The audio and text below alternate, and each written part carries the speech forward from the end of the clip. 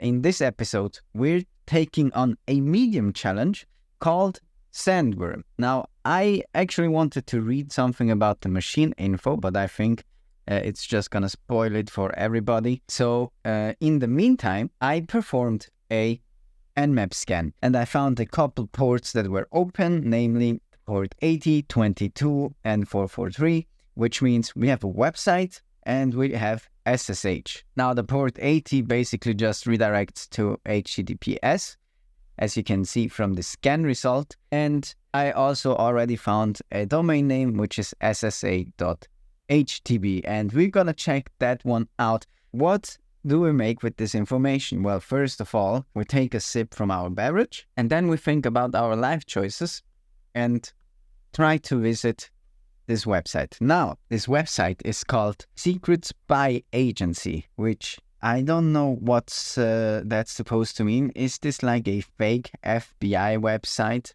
or a fake NSA website? Now, let's read a little bit into this, because it says our mission will leverage our advantages in technology and cybersecurity consistent with our authorities to strengthen national defense and secure national security system. It sounds like a fake NSA. I mean, it's also called SSA. So there you have it. We're hacking into the NSA today. The goal for this episode is to get a foothold into the system. And in the next one, we hopefully have the foothold and can escalate to become the root user of this machine and therefore destroy the NSA from within. Now, YouTube, before you ban my account or block the stream, this is not actually the NSA. This is the SSA, something completely different. So YouTube, please don't ban this stream and don't demonetize it as well. We have something called research, signals, intelligence, academics, business. Okay, we have a bunch of mumbo jumbo. Now, let's click around a little bit to find out what is actually going on this website. Encrypt our message with our public keys. Okay, so it looks like from what we're getting here that we will have to work with PGP to send encrypted text. Perfect. I don't have the public key of the SSA, so let's take a quick look at the guide that they provide for us. And this looks, first of all, very CTF-like.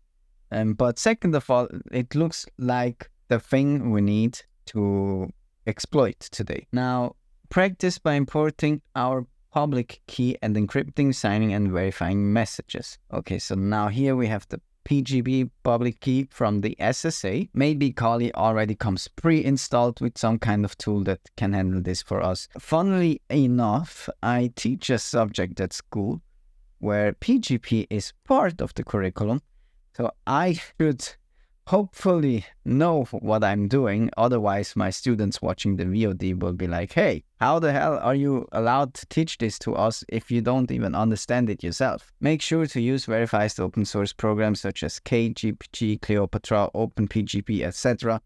to open this up. But as I hoped for, it's a simple sudo apt install, or maybe first let's do an update. Now, after we updated our sources, we can find the most current version of KGPG. All right. Yes. Let's create a config. Let's do that. Let's generate a new key. Finish. Now, our key, this will be our key pair. Let's close this up.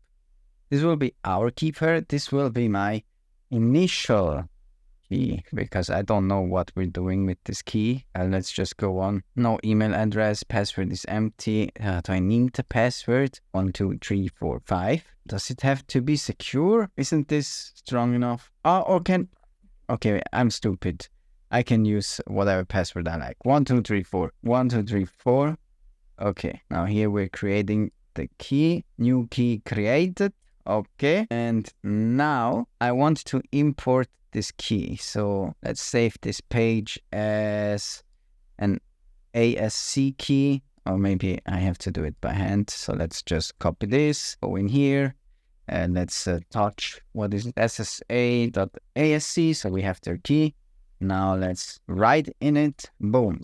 Now we have the public key. Okay, now we have imported a key, and this can already give us some kind of information. Now, first of all, we know that the email used for this key is atlas@SSA. So this means we have possibly already found a username that we could later on use in the exploitation process. Nice, Preem, whatever. Okay, now let's encrypt our text to show you how this all actually works. Oh, that's the wrong one. So now the question is, how do I use this tool? Open editor. Let's do it in this editor. This should be hidden. Let's encrypt it using, I want to use their key. Why can't I use their key? Okay, I had to select allow encryption with untrusted key. Now we have this message. Perfect.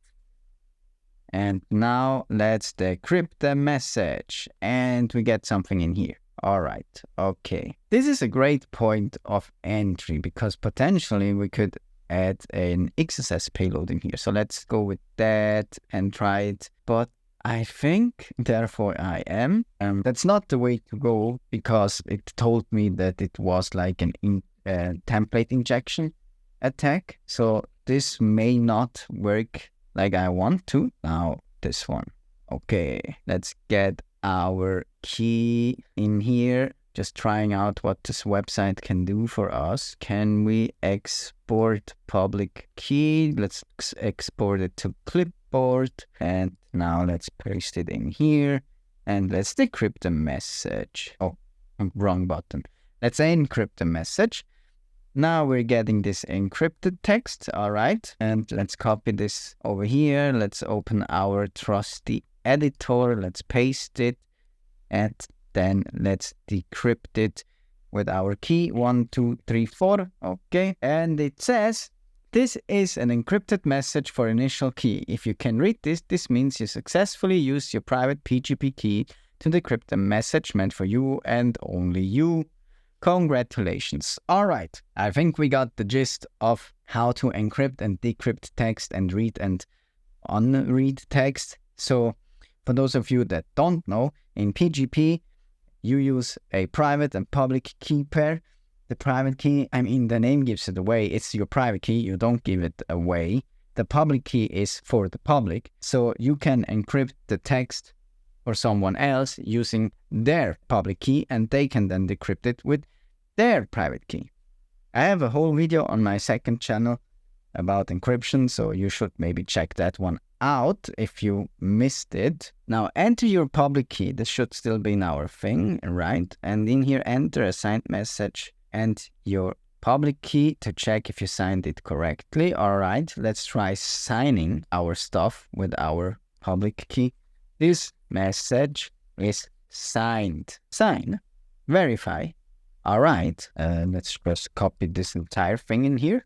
Okay, maybe we have to copy our key again. Let's export this into our clipboard. Okay, ooh, and we get something a bit different. So it reflects the name that we passed it. All right, so this looks like the site we're supposed to hack. Now, how do we go on about that? First of all, we have to find out what web server is running. So what web? What can you tell us? What is Popper? What the heck is Popper? All right, so we have jQuery and we have more info. Okay, I need to pay. Operating system is Ubuntu.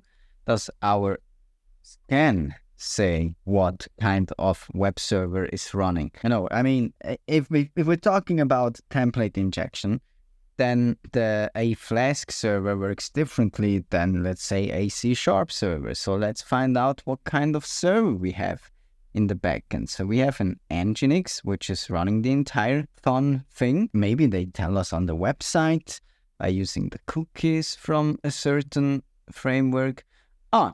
They just tell us powered by Flask. Fantastic. Now we only need to find the template injection for Flask. I mean, would it be Jinja again? We had this in one of our challenges a while back. Let's try this one. Now we have to try this in different things. Okay, first let's try it with the encrypted. Let's go in here. Let's encrypt it using their key.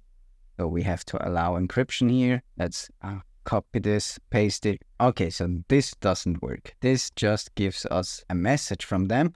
But maybe in here, if you remember, it reflected our key name. So let's just, how can I create a new key? How can it be that hard to create new keys? Generate key pair.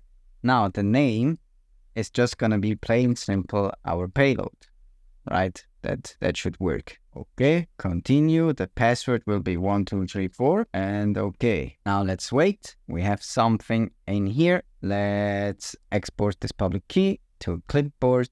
Okay, let's go in here. Let's paste it. Okay, now we need a message. We need to sign a message and say you've got hacked. Paste our payload in here again in case that's the one that we actually need to hack. And then we sign it using our evil key. So we get this one. We go in here and we verify the signature and we got it. Aha. We have a template injection that is working. We hacked the server and now we need to create a reverse shell so we can actually get access to this thing. This tutorial has been almost kind enough to provide us with a way to get a reverse shell. I mean, let's take a look at what's written here first of all.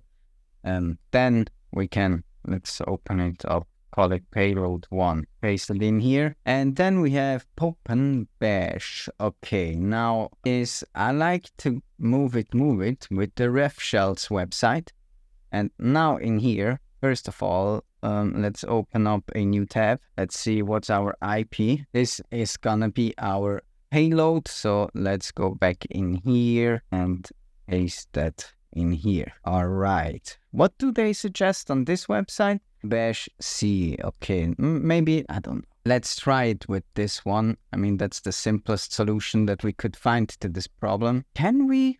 Is there like an easy way? I was hoping there was an easy way that already has a, what's it called? Base 64 manipulation so it doesn't get in the way, etc., etc. But who cares?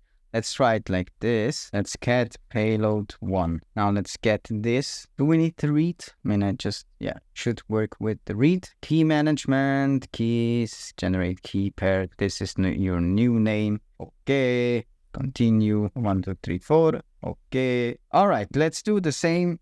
Let's add our new key in here. Let's create a new message in here. Let's sign it with our hackerman thingy. Let's get this. Let's paste it in.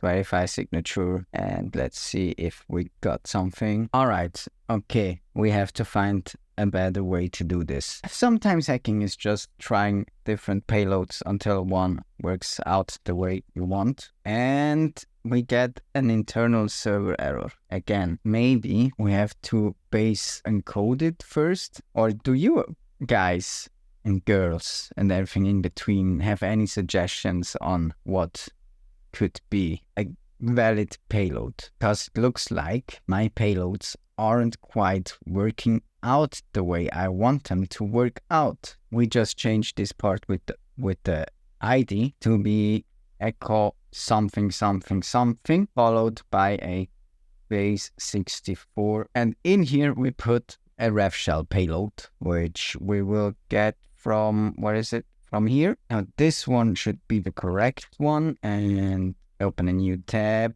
or let's actually do it with CyberChef so we don't have to think. I mean, we could do it with the command line, but why use the command line if we can just use 2 base 64 in here and put this here, and then let's get this here and then or in here. And now the question is, do we use colons or not? We already have colons, so I'm going to say we will not use them. Now we have a base 64 encoded payload that will connect to our listener, hopefully. And let's get the payload 2. Create a new key pair. This time we'll use the base 64 thingy. Let's go with OK, continue. The password is 1234. 1234. And now we do the same game over again. Now first walk. Let's hope together that it works, right? In here we export the public key, which means we get it to the clipboard. Okay, let's go down here. Let's paste it. Let's verify. And then should set Yes, perfect. It's a wrong key. So it seems to work again. Let's delete this one. Let's paste some text. Let's sign it using our new key. Let's get this over here. Let's paste it in here, and we get a 500, right? Or not. We get a shell. Ooh, perfect. Now we know that Python 3 is already installed because it's running Flask.